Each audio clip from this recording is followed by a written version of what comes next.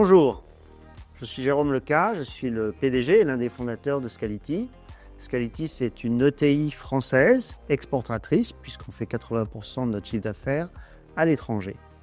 Scality propose à ses clients du stockage de données et de la protection des données informatiques contre les ransomware.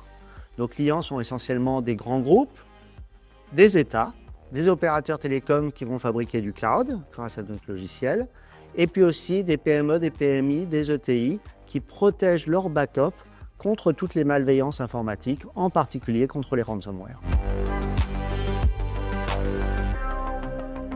Alors pour moi, la souveraineté, c'est vraiment une question de protection du savoir-faire technologique en Europe. La souveraineté, il faut l'envisager à l'échelle européenne. Je pense que la France est une unité trop petite pour envisager une souveraineté, une autonomie complète en matière de technologie. Par contre, ça peut s'envisager à l'échelon européen. Et il s'agit de faire en sorte qu'on ait des savoir-faire et donc des entreprises pour porter ces savoir-faire dans tous les domaines de la technologie. Aujourd'hui, c'est une évidence qu'il y a une certaine forme de concurrence mondiale où les leaders technologiques sont essentiellement américains et par ailleurs chinois. Par exemple, pour Scality, on est la seule entreprise européenne dans notre domaine. Tous nos concurrents sont soit américains, soit chinois.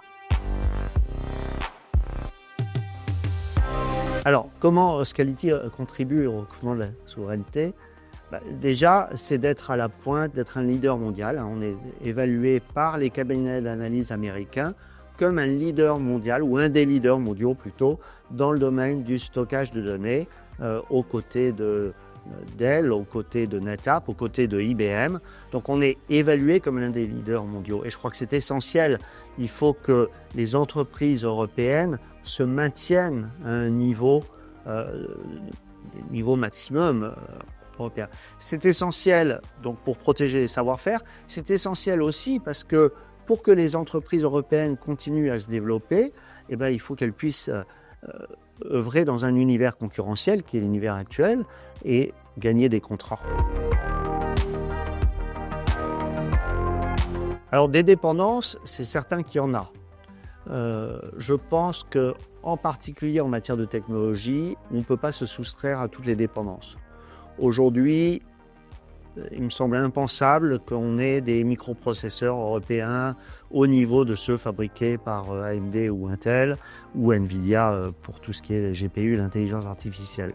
Donc, je ne pense pas qu'on peut se soustraire à toutes les dépendances. Je pense qu'on peut créer un monde d'interdépendance en ayant en Europe des champions technologiques qui fait que nous avons aussi des éléments qui sont essentiels aux autres pays ou aux autres zones géographiques de la Terre. Je pense à des entreprises comme Dassault Systèmes en France, qui sont essentielles à beaucoup d'entreprises industrielles dans le monde entier. Je pense à SAP en Allemagne. Donc on en a, il nous en faut plus. D'abord, c'est un excellent événement. C'est un événement où se rencontrent un certain nombre d'entreprises et de donneurs d'ordre qui sont préoccupés par la question de la souveraineté technologique et de l'autonomie stratégique. Je pense que c'est important qu'on se rencontre. Il n'y aura d'entreprise européenne que s'il y a aussi de la commande, que ce soit de la commande privée ou de la commande publique européenne. Et pour ça, il faut que les deux se rencontrent. Alors d'abord, mon premier conseil, ce serait de ne pas parler de souveraineté, paradoxalement. C'est de l'être, mais de ne pas en parler.